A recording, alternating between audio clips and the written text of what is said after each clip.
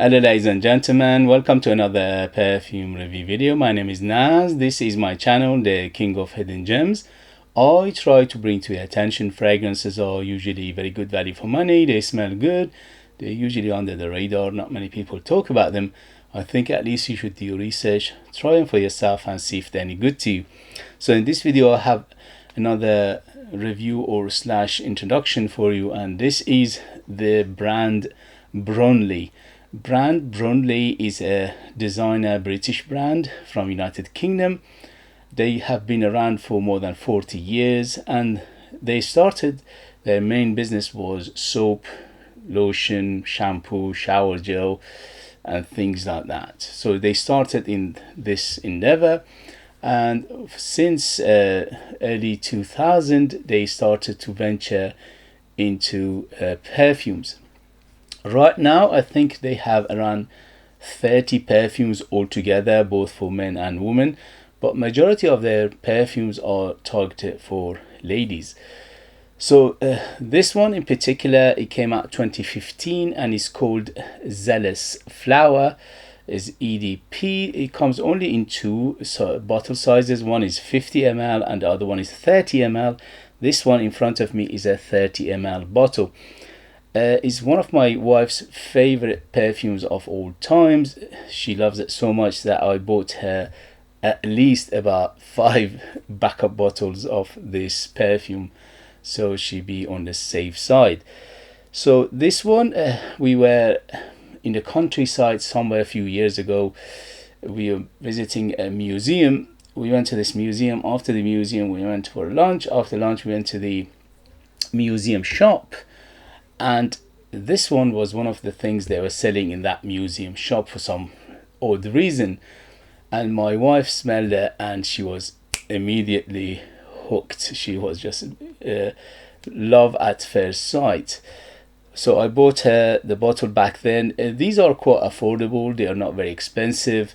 The 50 ml bottle I think retails for £35, and the 30 ml bottle it retails for £25, something like that. But the good news is if you go online you can find them discounted here and there, so you can find them even cheaper. So for that price, this one is amazing. The bottle, as you can see, is all black, a little bit of gold writing to it. Very nice presentation. Very small bottle because this is a 30 ml. It's got this Bronnley England Zealous Flower. I think when it came out it used to be called Savage Flower or Savage Flower, and then a couple of years or 2-3 years later they changed the name to Zealous Flower. So Zealous Flower or Savage Flower, whichever you find, is the same perfume from Bronnley, the brand. And this one says Eau de Fresh, but to my nose this is Eau de Perfume EDP because it's very strong. So it's very strong and it's concentrated. And so as you can see, simple presentation but very nice and elegant. Black bottle, almost goes to the realm of gothic, and the theme of this perfume similar is as the look suggests. So this one is quite on the gothic side as well.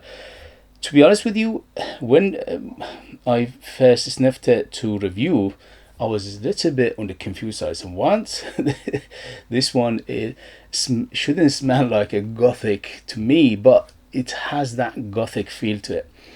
And the reason for that gothicness mainly coming from the very heavy dose of andolic jasmine in here. So the jasmine in here, on a funny side of it, the jasmine is by far the most dominant player in this perfume. But usually with jasmines, they're quite bright, they're quite happy. This one, the jasmine is dark. So they managed to make the jasmine very dark and dense and heavy and andolic and earthy. It has got labdanum in here, so the labdanum in here giving it that earthiness, that heaviness, that resin feel to it. So overall, this is dominated by that jasmine. Yeah, it's a huge jasmine. So you need to lock your jasmine. Not only you need to lock your jasmine, you need to lock your very dark jasmine, which is very rare to find. Majority of jasmine perfumes out there are quite bright, or unless they are a little bit on the medium side in terms of darkness. Here is absolutely darkness. So when you smell it, you smell darkness, you smell gothic, you smell blackness, you smell inkiness in here, you smell spiciness. Although there's no spices mentioned in the note breakdown, but I definitely can smell some dark spices, something like maybe cumin. So it is quite dark again in terms of the spices. So the note breakdown, when I read it to you, you won't believe it. You know, it's like this note breakdown should be very bright and happy perfume. So this is according to our Fragrantica, and on top we have pear, mandarin orange, and bergamot. In the mid we have jasmine, rose, and pink pepper. In the base we have labdanum, amber, and vetiver. So everything from labdanum, which is quite on the dark side, not too dark overall. It's quite dark, but not too dark.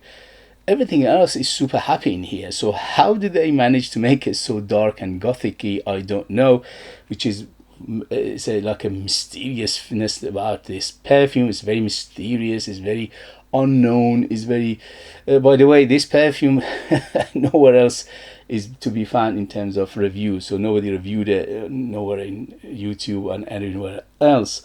So I am the only one is talking about this, and the reason I'm talking about it because it's one of my wife's favorite perfumes of all times. So that's why I thought it's a shame that nobody is mentioning this perfume, especially the brand Bronnley. After we bought this beautiful perfume, we ventured to the other perfumes, and they have around 30 perfumes altogether in their portfolio. Almost all of them are beautiful perfumes, very nice. Some of them, this one is the most artistic one. The rest of them are more easier going, brighter, happier, and more like in the soapy side of things. But this one is exception to the rules as far as we know in terms of perfumes from the house of Bronnley or brand Bronnley. So we have pear, mandarin orange, and bergamot on top. When I smell it, I don't get any of those. I mean, maybe smidgen, maybe a hint of them in there somewhere, but to be honest with you, because the jasmine is so dominant in here, it just everything else is covered with jasmine. So a hint of fruitiness in here, a hint of zestiness in the beginning, but to be honest with you, I wouldn't even mention them if it was me. So this is according to Fragrantica and according to note breakdown. So mid is jasmine, rose, and pink pepper. Again, pink pepper I'm not getting that much. Hint of sparkliness to it, yes. So there is a sparkliness to it, there is a glitterness to it as well, glitterness, sparkliness. So that's, yes, come from the pink pepper, but it could have been black pepper or white pepper as well. So it's not particularly pink pepper smell to it, but overall it's quite peppery, and as I said, it's giving it that sparkly, that glittery feel to it as well. So imagine if it's a very dark, very gothic feel, and also a little bit of sparkly and a little bit of glittery feel to it as well. So very interesting. Jasmine is by far is the dominant from the beginning to the end. Huge jasmine in here, and the jasmine in here is thick, is almost jammy, and it is earthy, it's andolic, it's a hint of animalicness in here. What else? Yeah, it's just basically very grounded and it's very earthy. It almost goes to the realm of muddiness. It's so earthy that it goes to the mud, basically it goes towards the mud smell or the smell of compost or something in that vein. So very interesting smell in here. The rose in here is a supportive role mainly, so I can smell the rose distinctly. Yeah, the rose is there, but it's mainly behind the jasmine, because the jasmine is so big in here that everything else is just secondary and goes away after that. So Jasmine is by far like 80-90% of this perfume is jasmine. After jasmine is the other players and the nuances and other facets. Labdanum by far is the biggest player in the base. So labdanum here giving it that earthy feel, darkness, smoky feel to it. This is what very smoky, not super smoky, but it is very noticeably smoky, and is very dusty, and is very powdery as well. So in the same time, yeah, very powdery feel to it. So it's very powdery and it's very dusty and it's a little bit of smokiness to it, and that adds to the darkness of this perfume again. So it adds to the, it's like piling darkness and darkness and more darkness, which is very interesting. I never seen jasmine being so dark in a perfume. So the amber in here is very deep. So it's a deep, dense, thick, gooey, sweet amber. So in here, the sweetness from 0 to 10, 10 being the sweetest. When it opens up around 6 to 7. So it is quite sweet, but it's not overly sweet. Later on, it's subsided a smidgen, but it's always there. So the sweetness is always there, but I would say the sweetness is moderate to a little bit more than moderate, but it is not too much to ruin everything else. So the sweetness is ample enough to go balancing act with everything else, which is very nice again. So the amber in here is quite dark, it's quite deep, dense, thick, gooey, sticky amber, and sweet and spicy. As I said, there's a spicy feel to it, definitely a spicy feel to it. So either is spices that I can't pick up, because in here they amalgamated this perfume in a way that is very hard to pick up notes. So there is a spicy feel to it, probably cumin, probably maybe even nutmeg in here, a little bit of nuttiness to it. But I think there is an incense in here, definitely, because there is a smoky aspect, there is a resin aspect, although the labdanum itself is giving it a resinous feel as well. But labdanum never goes this dark and this smoky. So I think there is maybe a element of incense in here which they're not mentioning. Definitely darkness in here from the incense and also the labdanum. The vetiver in here giving a little bit of that grassy, earthy feel to it as well, a little bit of green, camphorous, little bit of grassy feel, little bit of leafy feel to it. But these are nuances rather than big players. The biggest player by far again is the jasmine. So you need to like your jasmine or more jasmine to enjoy this. And the jasmine in here is very andolic, so you need to like your andolic jasmine. It's very earthy, it's very dark, it's very dominant, it's very thick, it's very heavy. It's a super heavy player in here, the jasmine, which again I never seen before. I've seen jasmine to be mixed with other things to making it quite heavy, but in here it goes to the realm of gothic, which is very interesting, because jasmine is a white floral and is very bright and happy usually. In here is very dark. So you need to like this kind of fragrances to enjoy this kind of perfume to enjoy this.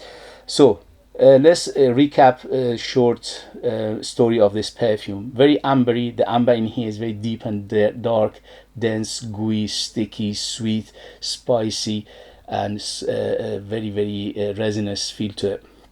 White floral, which is basically jasmine. The jasmine is by far is the biggest, the dominant player in this perfume. After the jasmine, I think it's the amber. So jasmine is by far the biggest player, which is like 70-80% of this perfume is jasmine.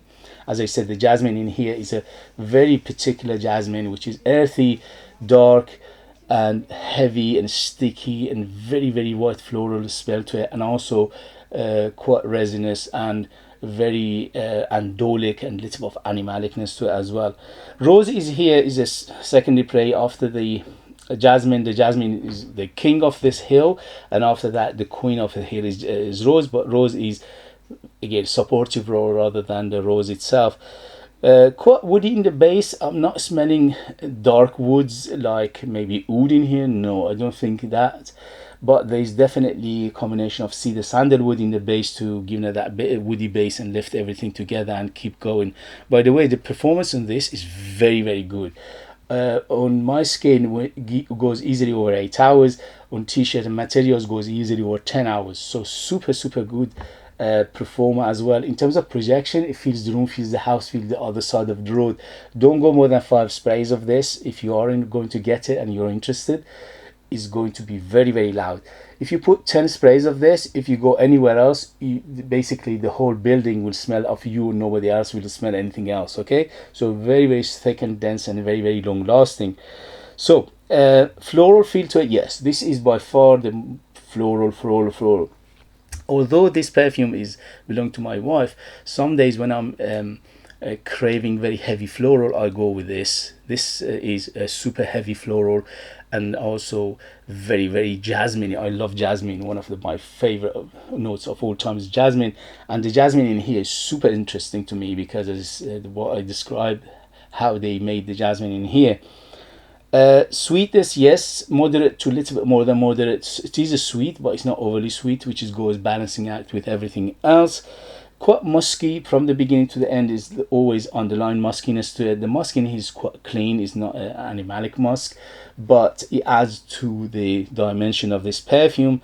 Quite fruity, which is coming from those pear and what was it, pear, pear, orange, or mandarin orange, and bergamot. Pear, mandarin orange, and bergamot. But again, as I said, they get lost very easy. Maybe just first 5 minutes, a little bit of fruitiness in here, and then after that, it's just basically dominant by the florals, especially that jasmine. A hint of citrus again in the beginning, yes, and soft spiciness, which is, as I mentioned, it's a spicy, maybe even incensey feel to it.